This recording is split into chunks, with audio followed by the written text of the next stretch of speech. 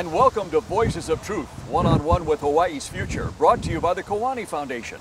I'm Ahu Keikahu Cardwell, and here we are today on the beautiful island of Oahu, out by Kahala. We have a great guest on our show today, so let's come on over here and meet him.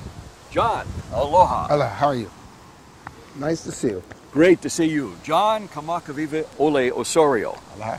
And John, tell us a little bit about yourself. You are a professor at University of Hawaii, Center for Hawaiian Studies. That's right, so far. So far, you actually ran that. You were chair of it for a while, weren't I you? was chair of it for almost 5 years, yeah. Great, great. And what are you professor of? What studies there? Well, I'm a professor of Hawaiian Studies. I'm a historian. My PhD is in history from the University of Hawaii. And what I mostly teach is 19th century kingdom, law, music, a variety of other subjects, indigenous methodologies of research, literature, and mo'olelo oiwi. So my specialty really is the history and mostly 19th century things. Things that happened in Hawaii in the 19th century. In the kingdom. In the kingdom, in the Hawaiian kingdom. Yeah, as a matter of fact, you wrote a book called Dismembering Lahui, Yeah, being the Hawaiian word for nation, right. about what happened at the time of the just prior to the overthrow, yes? Right. Took the history of the kingdom from its constitutional beginnings to its unconstitutional dismemberment in 1887, prior to the overthrow of the Queen. Yeah. Yes, and meaning that now the kingdom is illegally overthrown, is illegally occupied rather, by the United States. Has been, yes. Certainly pretty officially occupied by the United States since 1898. So if I got my math right, that's about 117 years. That's a long time. And counting. Yes, yeah. it is. Okay, so it was 117 years ago, it was a takeover that is still going on today. Right. And the takeover was, of course, of the land. Well, it was a takeover of the kingdom's administration. It was, first you have in 1993 the American-supported puppet regime, the provisional government, and 1893. 1893. Yes. The provisional government and the republic, and at the time, one of the most significant things that took place was that the provisional government assumed control of and began to proclaim its ownership over probably about 2 million acres of the government lands of the kingdom and the crown lands belonging to the reigning monarch, who at that time was Liliuokalani. Right. So if you look at all the landmass in Hawaii, it's about double that, isn't it? About 4 million acres. About 4 million acres. So what you're talking about is half of the landmass in Hawaii. Half of the landmass. And so those lands were taken, and to this day they've never been returned. That's true. They have not been returned. They have been used instead mostly for federal projects right up until 1959. The United States government basically helped itself to whatever lands it needed, mostly for military bases, a lot of them on this island, national parks and that sort of thing. But it also did, to give it its due, it did set aside 205,000 acres for the Hawaiian Homes initiative in 1921. Hawaiian Homes.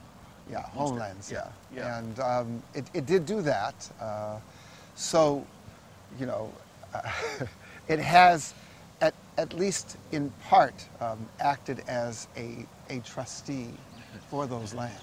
As a bad landlord. But, because, I mean, what you're talking about, John, is really 10%, 200,000 acres of 2.2 million acres. Yeah. And that 10% is some of the worst land. It's upland, it's not developed. It was selected out by territorial leaders who were not Yes. particularly interested in making sure that Hawaiians were going to thrive on these lands. Yeah. What the government did in between 1846 and 1850 is it created not just private property, but it absolutely it created this this tenure of land that the government would have control over, the government lands. And it also created the property of the sovereign Kauikeauli and his descendants or his heirs. So all of this, I mean, they basically created property under law, under Hawaiian Kingdom law that was as valid as any other laws passed by any other countries in the 19th century. laws that were valid because, first of all, in the Western sense, it has validity because it was done constitutionally. It came out of a constitutional creation in 1840 of the kingdom. It came from the legislature, which was duly constituted. It came from the power of the king, which was also duly constituted. By Western examination and vision, there was nothing about the Mahele that was less than completely legal. So in other words, what you're saying is no matter which laws you applied, whether it's Hawaiian Kingdom laws or Western laws, it was all valid. It was all valid. Yeah. And it continues to be valid until the moment that the provisional government seizes those lands, and then over the course of time hands it over to the United States. That's where you see no legal validity. So who has those lands today? Well, the federal government, the United States government, continues to occupy large amounts of the ceded lands. We're not really sure because we don't know exactly how much. We think about 2.2 million acres was conveyed. We're not really sure what the state has at this point because the state doesn't know. So in other words, an inventory has never been done? An inventory has never been done in the ceded lands. It's one of the biggest failures of the state government, really. Because it has a fiduciary responsibility for those. It has actually a trust obligation to, even by American pronouncements, it has a trust obligation to the public, right, and to the Native Hawaiians. And that's fairly clear in the 1959 document that supposedly made us a state. The state, therefore, because the state has been, this land has been transferred to its control, and because it exists basically for the benefit of the general public and the Native Hawaiians, the state is responsible for knowing exactly what its lands are and how, and it is responsible for managing them correctly. The federal government, meanwhile, apparently feels no such responsibility because, they use the lands that they're occupying are mostly in American military bases, and what the military bases have done to really foul those lands, all you have to do is talk to Pat Tummins or any of the environmentalists who've been doing this kind of study for years, and it is absolutely criminal. Toxic substances that are left unclean, toxic sites that get into the aquifer. The federal government's actual mismanagement of those lands and using them for military bases has been a horrid kind of commentary on, and just completely the opposite of what Hawaiians have traditionally done to care for Aina. The state, on the other hand, is guilty more of negligence and, I think, absolute laziness. And the problem with the state is they inherited these lands, and the state itself, the government, the state government, has very little land of its own. I remember... legitimate land. Legitimate land of its own. I remember talking to some DLNR folks back in 1995 who said, of the 100% of the land that the state controls, it only owns about 7%, legitimately has real title to it. You said this to folks at Department of Land and Natural Resources. Yeah, that's right. The guys the landlords. Right. Yeah. And they were basically telling me, that's why this land trust is so important to the state. The state would have a very difficult time operating and continuing if it didn't have the revenues of the ceded lands. Sure. And that's something that sounds quite reasonable. And then you start realizing, well, what is it the state actually does with the ceded lands? And you start to understand that it uses it. They use them for lots of different things, but managing them, knowing what they're actually worth, going out and actually finding the best possible investments in those lands. The state doesn't really do that. They do none of that stuff. They do none of that stuff. Yeah. They basically wait for people to come to them and say, gee, can I lease these lands for, $10 or $15 an acre? How much you willing to give us, baby? Right. So again, bad landlords. They really are extremely bad landlords. Yeah. They could conceivably make a good deal more money on the management of the lands if they put more effort into it. But there's another part about this, and this is that the territory and the territorial government always behaved sort of linking arms with big major land owners in Hawaii with the castle and coats With big business. and seaport. Yes, they always did this, and their policies and their land use. Their land use policies were always sort of geared at making sure that they were well taken care of. Sure. And they figured as long as the big plantations were taken care of, because they employed all these people, right, that basically the territory was going to be solvent. The state has pretty much taken up the same kind of position ever since the 1960s. And even though these big corporations don't employ the same numbers of people in agribusiness, in sugar or pineapple. In fact, they employ hardly anybody in those. Yeah, those are gone. They're still given tremendous kinds of opportunities and good looks by the state, who still treat them as though they cannot be trifled with or messed with. You know what it sounds to me like all along, John, is nothing but a bunch of short-term thinking and no long-term planning at all. Once you get through the big blush of major construction and people start wondering, where can we build next? We find ourselves in trouble. We find ourselves really in trouble because it certainly appears as though the tourist industry has maxed itself out at around 6 to 7 million visitors a year. People aren't spending that much anymore. And now you're thinking, okay, where is the money and the investment going to come from? And the only thing the state can think of doing now is selling land. Selling land. And that's what they're doing. Exactly. So that brings us to now. Right. And that brings us to you, because you were one of 4 individuals who actually brought suit about the ceded lands, didn't you? Yes. Tell us a little bit about that. Explain that to our viewers, because this is really quite a story. Back in 1994, there were four of us, and then later on the Office of Hawaiian Affairs jumped in. Yep. The original plaintiffs were basically 4 individuals working with 2 attorneys at that time, Kavika Liu and Meheula. Bill Meheula. And, what we were trying to do was, the proximate complaint was this development that the state was entering into with the folks over some property in Leali'i. And it basically involved the selling of this property, which were ceded lands, to this development company in exchange for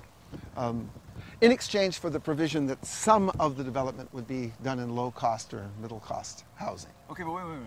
The state had no right to sell those ceded lands, no, did they? They really didn't have the right to sell the lands, but, the truth is that ceded lands have been sold before, and always sort of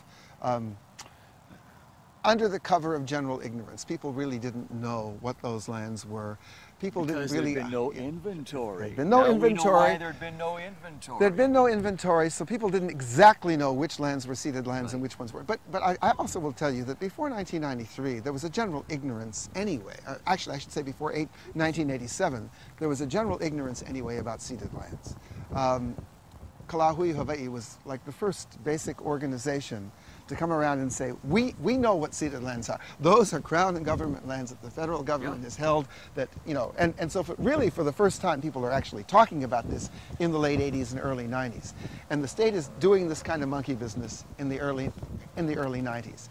And what we were trying to do was put a stop to that. So in other words, you saw that they were selling and trading away ceded lands, Right. and you said, nope, we got to put a stop to that. That's because right. that's stolen land, that's our land. That's right. And we have a claim to it. We have a claim to it, and at a minimum, as long as they have the stolen lands, they need to keep them and hold on to them. Right. Until we can get them back. Until we can get them back, until something is negotiated.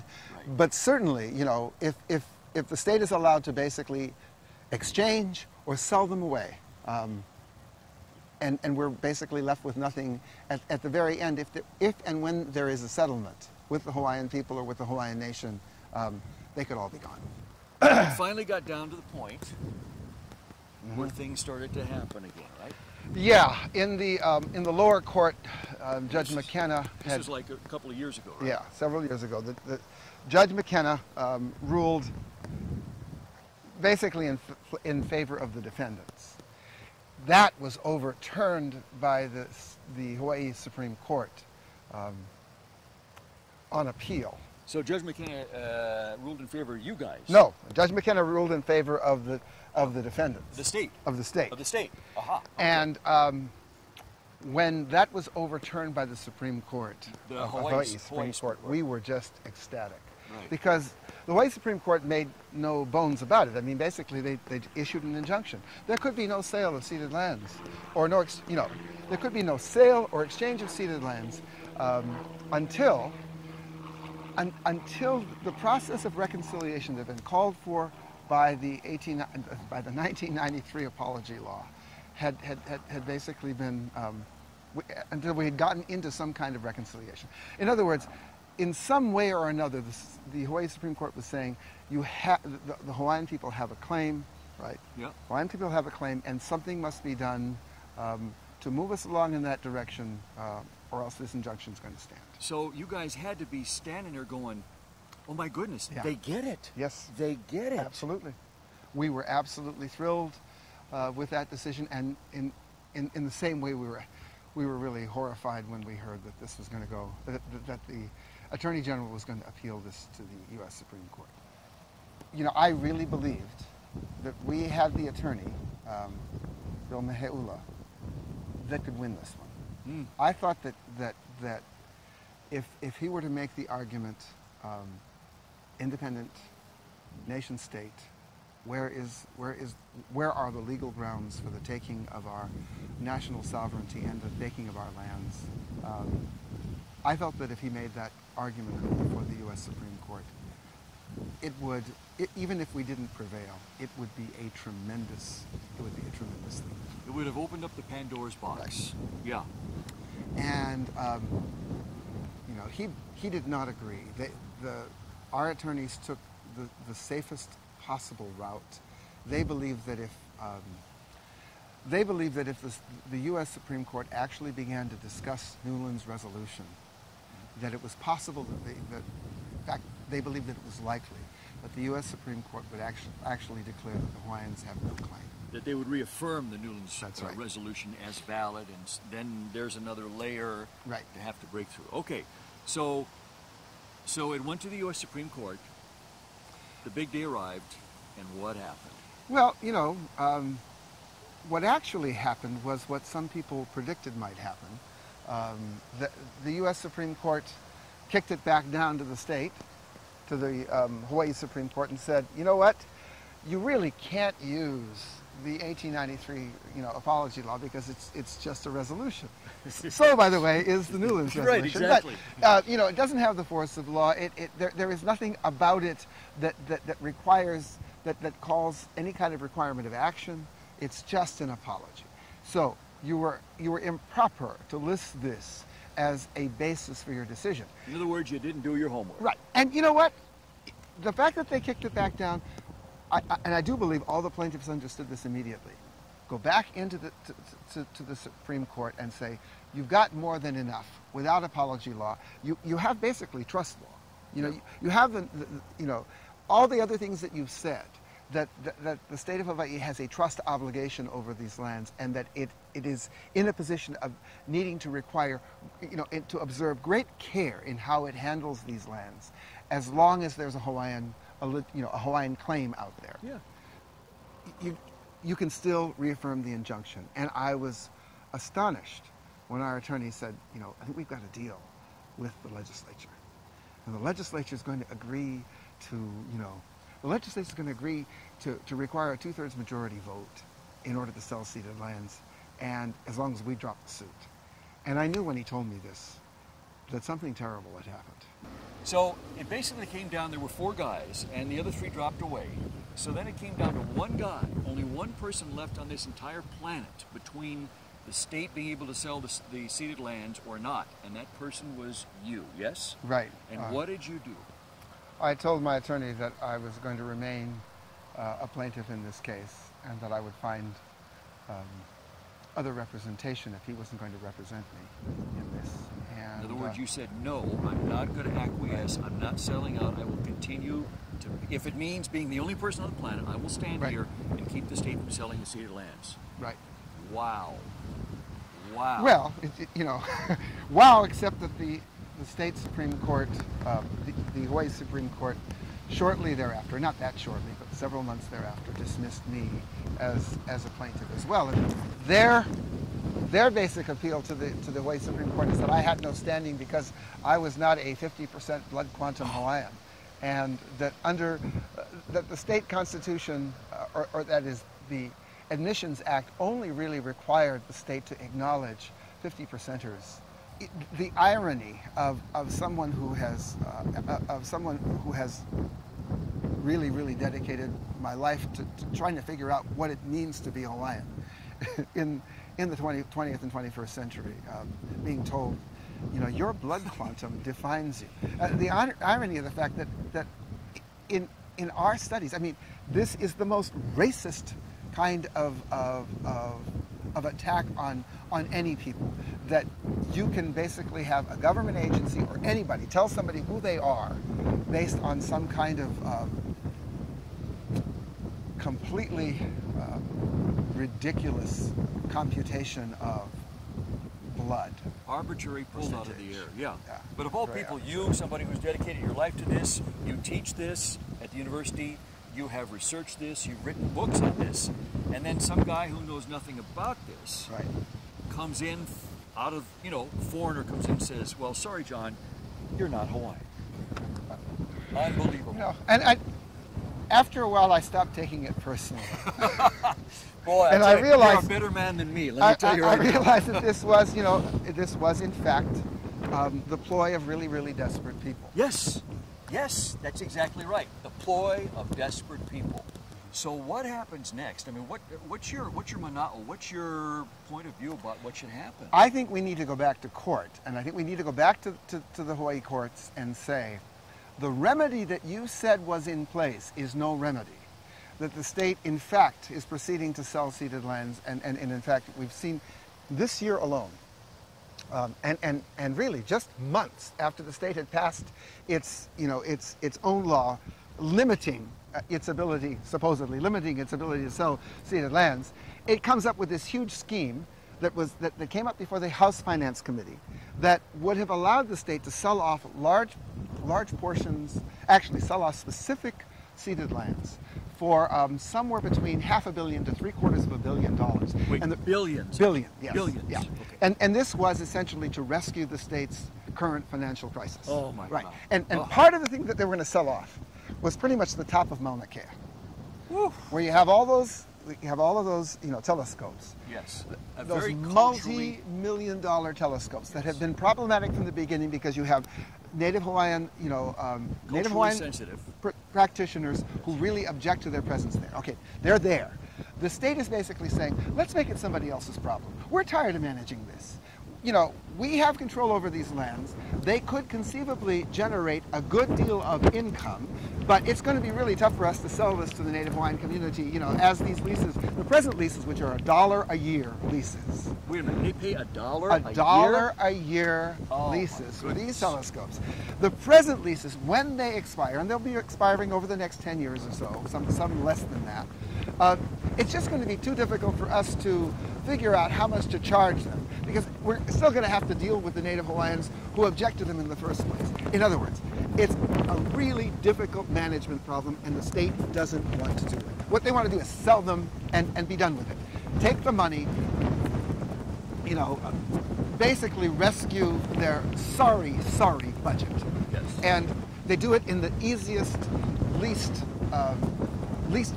difficult way they can More possibly short-term imagine. planning. It is absolutely, and we, you know, the way I have to figure this is, show me, have the state of Hawaii show me that they can manage this as well as the Konahiki, you know, of the 18th and the 17th as well and the as the 16th Hawaiians. centuries. They can't show you that. They can't show you No. that. They don't know the lands. They don't know its value. They don't know its worth. They don't know how to deal with the people who live on them. Right. They're refusing to do this. The law that the law that they passed that required a 2/3 majority vote to sell ceded lands also requires a 2/3 majority vote to prevent the exchange of lands. Don't you love it? So that means that they can exchange lands as much as they want, and it's going to be very difficult to prevent them.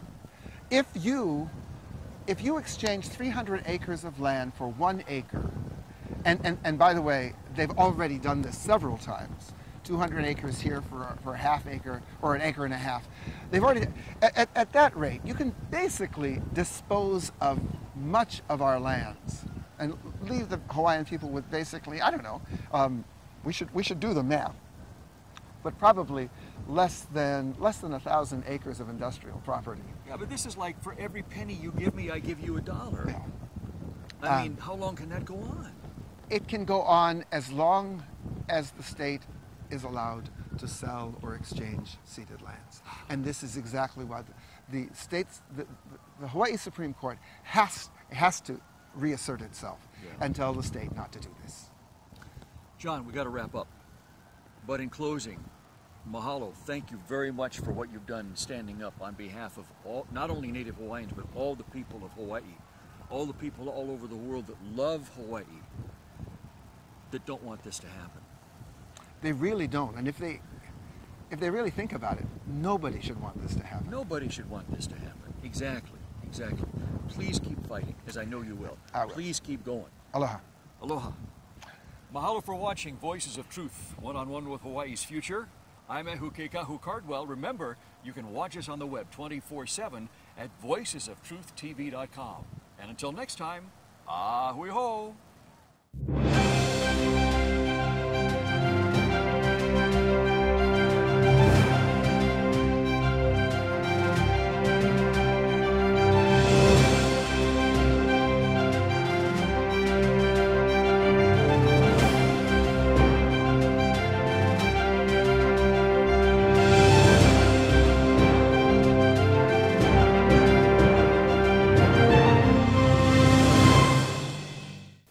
Mahalo for watching Voices of Truth, one-on-one with Hawaii's future.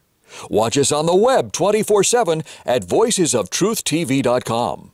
You'll find all our shows, including this one, in case you want to see it again or share it with family and friends. Also view our weekly video commentaries at freehawaiitv.com. And check out our blog, published daily, at freehawaii.info. It's all part of the Free Hawaii Broadcasting Network.